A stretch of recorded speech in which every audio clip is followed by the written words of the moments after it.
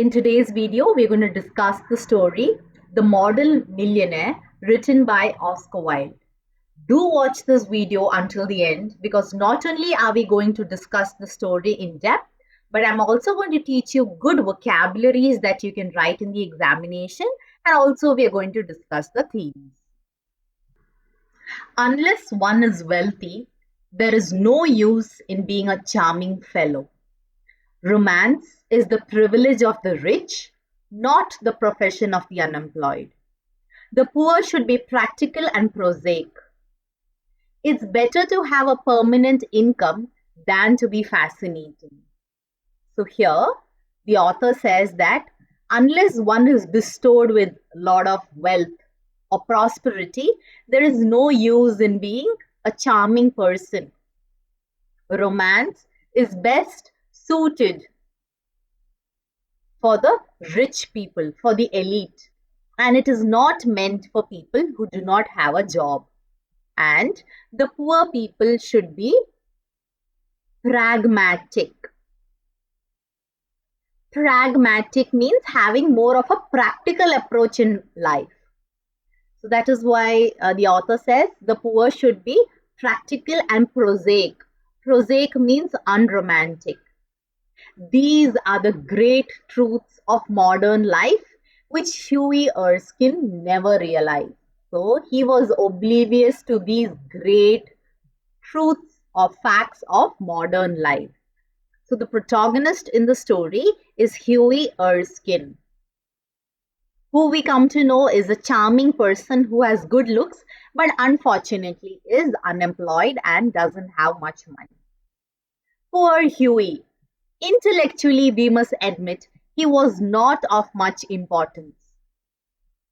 He never said a brilliant or even an ill-natured thing in his life.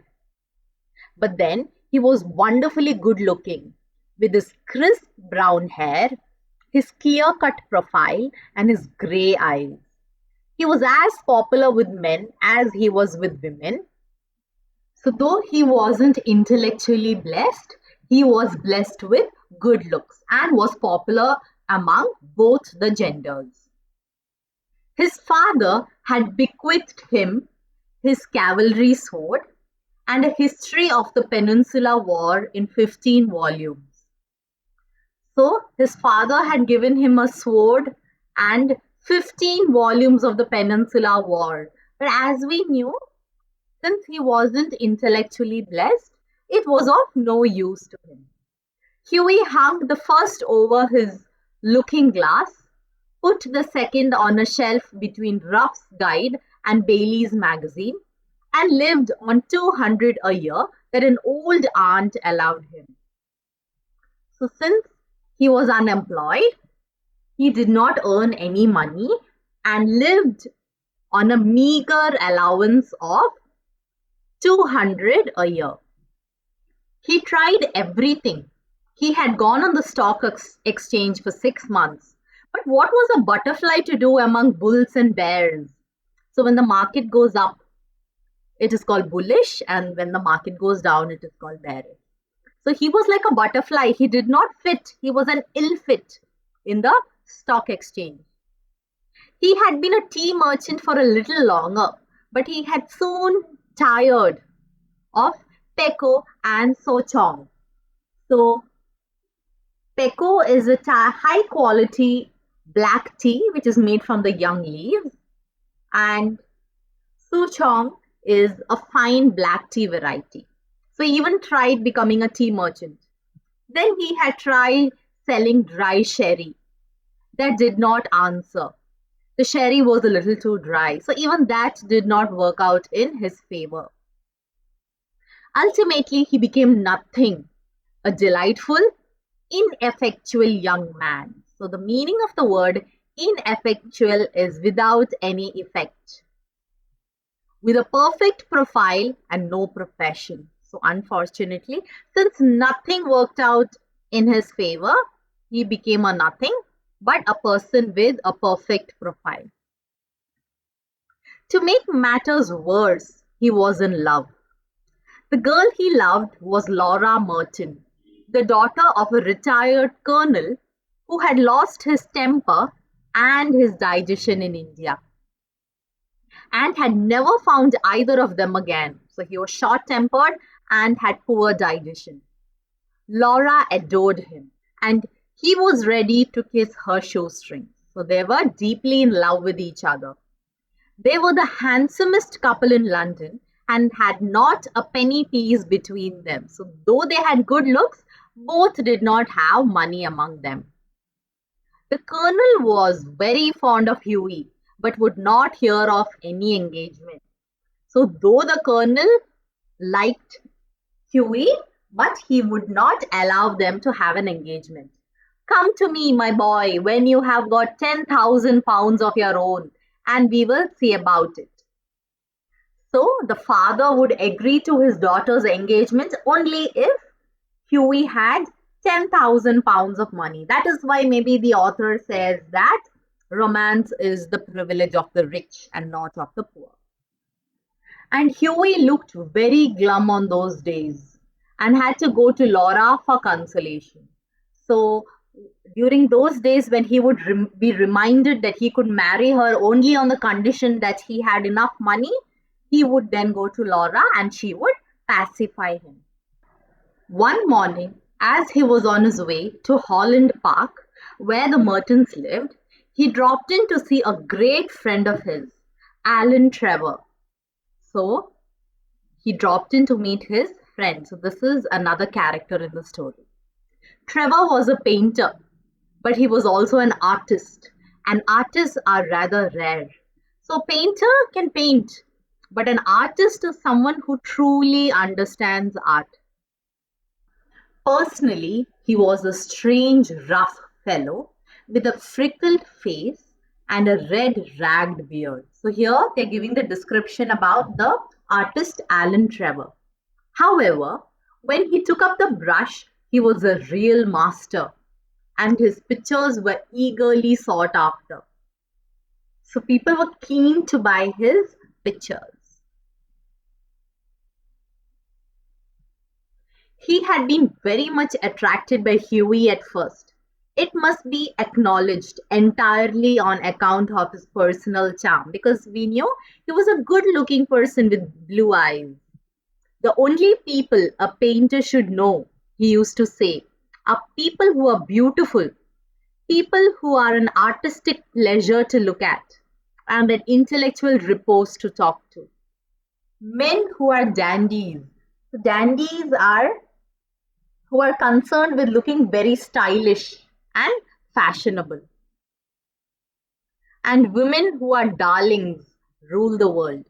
At least they should do so. So Alan Trevor also appreciated the looks of Hughie.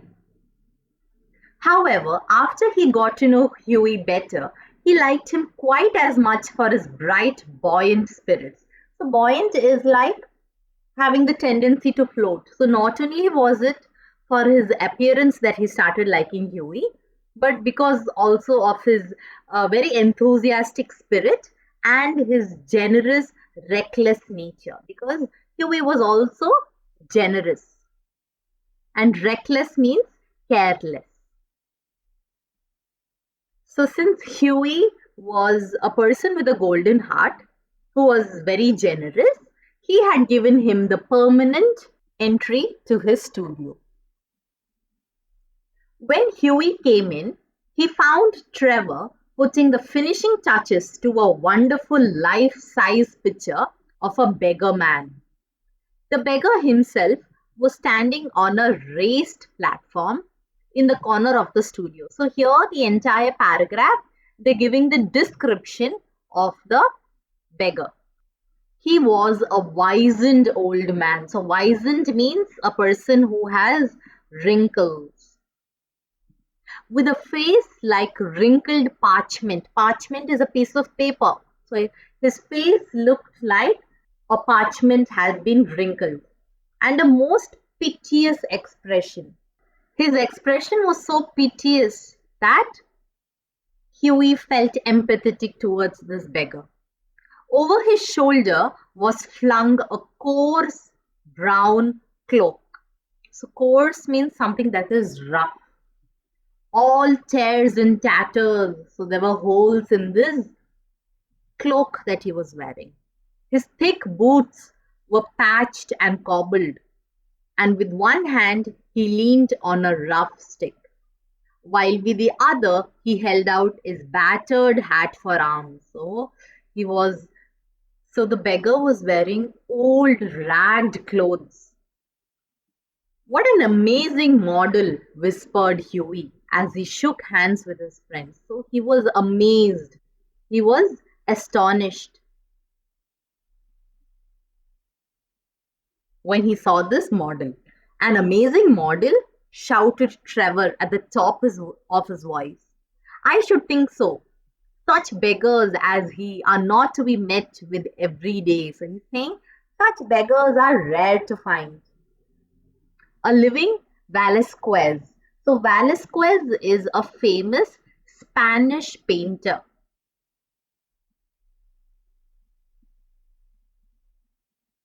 My stars, what an etching Rembrandt would have made of him. So Rembrandt is a famous Dutch painter. So Rembrandt is a Dutch painter who is known for his beautiful paintings with shading. So he's saying that what a beautiful painting like a print would Rembrandt do of this amazing model. Poor old chap, said Huey. How miserable he looks. But I suppose to you painters, his face is his fortune. So he's saying, poor old person, he looks really miserable. He looks forlorn. He looks desolate. Desolate is again the synonym of miserable. But I suppose to you painters, his face is fortune because you painters like to mint money by painting pictures of such miserable people. Certainly, replied Trevor. You don't want a beggar to look happy, do you? How much does a model get for sitting? Asked Huey. So he was curious as he found himself a comfortable seat on a divan. A shilling an hour. And how much do you get for your picture, Alan? Oh, for this I get 2,000 pounds. So he was shocked. You get 2,000 pounds? He said guineas. Painters, poets, and physicians always get guineas. So we don't get paid much who are in the profession of painting or poets or physicians. Well, I think the model should have a percentage, cried Huey, laughing. They work quite as hard as you do. So we come to know that Huey is a humanitarian and he says selflessly that they are also working as much as you do because they are sitting in the same position throughout. So they should also get a percentage of what you are getting. Nonsense, nonsense. Why? Look at the trouble of laying on the paint alone and standing all day long at one's easel. It's all very well, Huey, for you to talk, but I assure you that there are moments when art almost attains to the dignity of manual labor. So he's saying there's a lot of hard work behind being an artist. And sometimes I feel that we have the dignity of manual labor. But you mustn't chatter. I'm very busy. Smoke a cigarette and keep quiet. So he's like, don't talk. Just be quiet and maybe smoke a cigarette because I have a lot of work ahead to do. After some time, the servant came in and told Trevor that the frame maker wanted to speak to him. Don't run away, Huey, he said, and he went out. I will be back in a moment. The old beggar man took advantage of Trevor's absence to rest for a moment on a wooden bench that was behind him. So maybe the old beggar was also tired. And because Trevor had gone out, he took advantage of the situation and wanted to rest. He looked so forlorn and wretched that Huey could not help pitying him. And he felt in his pocket to see what money he had. Since the beggar looked pitifully sad, Huey felt compassionate towards him and started searching for some coins that he could give the beggar. All he could find was a sovereign and some coppers. Poor old fellow, he thought to himself. He wants it more than I do, but it means no hansoms for a fortnight. So, hansoms means horse carriage ride. So he thought, if I part with my sovereign, then I will not have the horse carriage ride for a fortnight. Fortnight means 14 days. But he was a benevolent person. Benevolent is kind, or another word is altruistic. Altruistic is a selfless person. So he said, even if I have to sacrifice, it is fine, but it is for the betterment of someone, and he wants it more than me. And he walked across the studio and slipped the sovereign into the beggar's hand. The old man startled, so he was surprised, and a faint smile flitted across his withered lips. Thank you, sir, he said. Thank you. So the beggar was pleased by such a wonderful act of kindness. Then Trevor arrived, and Huey took his leave, blushing a little at what he had done. So if you see here, Huey feels a small sense of pride because he had made a small contribution to the beggar. He spent the day with Laura, got a charming scolding for his extravagance, and had to walk home. So his girlfriend Laura sweetly reprimanded him, scolded him for being so big hearted. That night, he strolled into the Palette Club about 11 o'clock and found Trevor sitting by himself in the smoking room, drinking hock and seltzer. So, hock and seltzer is actually a cocktail which is made up of white wine and soda. Well, Alan, did you get the picture finished all right? He said as he lit his cigarette. Finished and framed, my boy, answered Trevor. And by the by, you have made a conquest. So, conquest means you have won over the old man. That old model you saw is quite devoted to you. I had to tell him all about you, who you are, where you live, what your income is, and what prospect you have. So, as he was speaking, Huey said, my dear Alan, I shall probably find him waiting for me when I go home. But of course, you are only joking. Poor old wretch. So he's like, if you give out so much information about me, he might be even waiting when I go home. But anyway, I don't think you're serious. I wish I could do something for him. I think it is dreadful that anyone should be so miserable. So here, he's feeling empathetic towards the beggar because he feels that his circumstances are better than what the beggar goes through.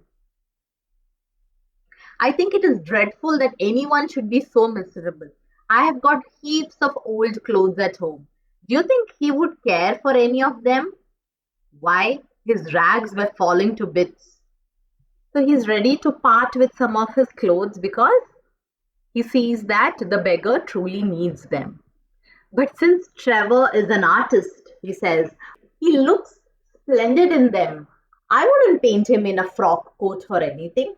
What you call rags, I call romance. What seems poverty to you is picturesqueness to me. So picturesqueness is beautiful like a picture. However, I'll tell him of your offer.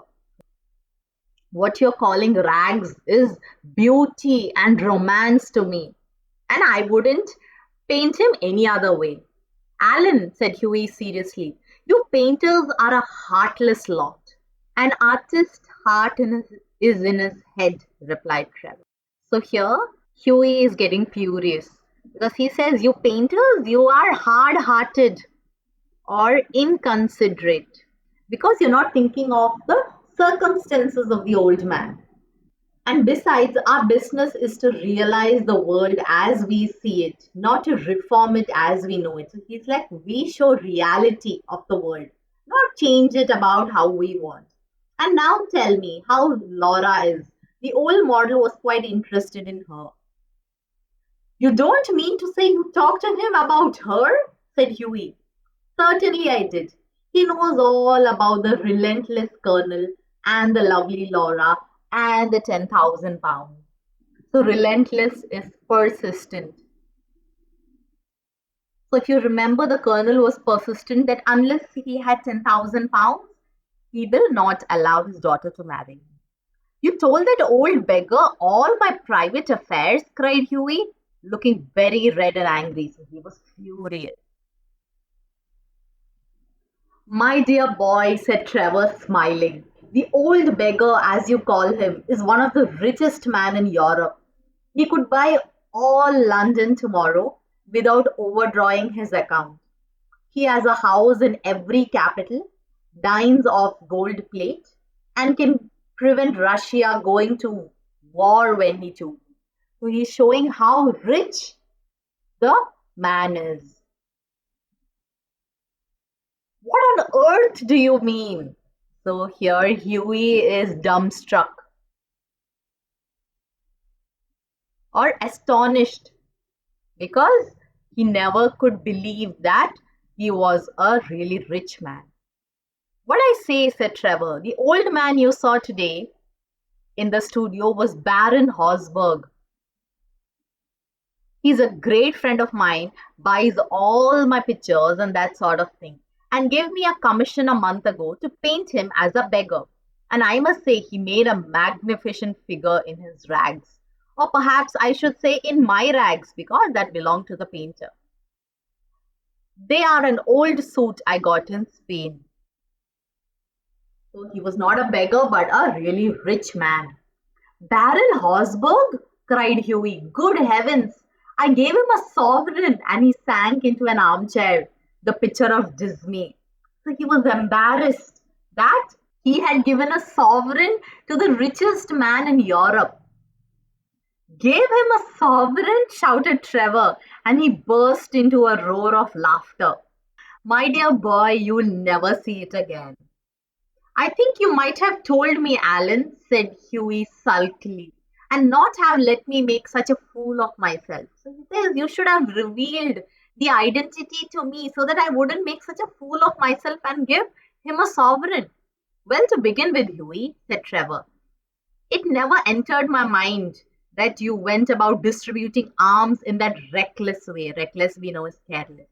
I can understand you're kissing a pretty model, but you giving a sovereign to an ugly one? By Jove, no, I never expected such a action from your side. Besides, the fact is that I really was not at home today to anyone. And when you came in, I didn't know whether Hosberg would like his name mentioned. You know, he wasn't in full dress. So he says, I wouldn't even know that if he would want his identity to be revealed to someone. What a duffer he must think me, said Hughie. So Hughie is embarrassed and he thinks, oh my God, what a stupid person would he think I am? Not at all. He was in the highest spirits after you left. Kept chuckling to himself. So he was amused by what you have done and rubbing his old wrinkled hands together. I couldn't make out why he was so interested to know all about you, but I see it all now. He'll invest your sovereign for you, Hughie, pay you the interest every 6 months, and have a capital story to tell after dinner. So he said, not only I think he's going to appreciate the money you have given him, he will invest it and also pay you the interest for it. And also he has a wonderful story to tell during dinner. So from here, a theme of the story comes that appearances are deceptive and we should not judge anyone based on their outward appearance. I am an unlucky devil, growled Hughie. The best thing I can do is to go to bed. And my dear Alan, you mustn't tell anyone. I shouldn't dare show my face in the row. So he's saying, it is really embarrassing. Make sure that you don't mention the story to anyone. Nonsense. It reflects the highest credit on your philanthropic spirit, Hughie. So he says, no, it shows that you are such a munificent person. So munificent is someone who's very generous. And it shows your generosity to the people. Have another cigarette and you can talk about Laura as much as you like. However, Huey wouldn't stop, but walked home feeling very unhappy and leaving Alan Trevor in fits of laughter. The next morning, as he was at breakfast, the servant brought him up a card on which was written Monsieur Gustave Norden on behalf of M. late Baron Horsburgh. I suppose he has come for an apology, said Huey to himself, and he told the servant to show the visitor up. An old gentleman with gold spectacles and grey hair came into the room and said in a slight French accent, "Have I the honor of addressing Monsieur Erskine?" Huey bowed. "I have come from Baron Horsburgh," he continued. "The Baron?" So suddenly Huey stammers and says, "I beg, sir, that you will offer him my sincere apologies." So here, Huey starts apologizing because he feels that he has insulted the rich man. "The Baron," said the old man with a smile, "has commissioned me to bring you this letter," and he extends a sealed envelope. On the outside was written, "A wedding present to Hugh Erskine and Laura Merton from an old beggar," and inside was a check for £10,000. When they were married, Alan Trevor was the best man, and the Baron made a speech at the wedding breakfast. Alan says, "Millionaire models are rare enough. It's rare to find millionaires who dress up like models and pose. But by Jove, model millionaires are rarer still."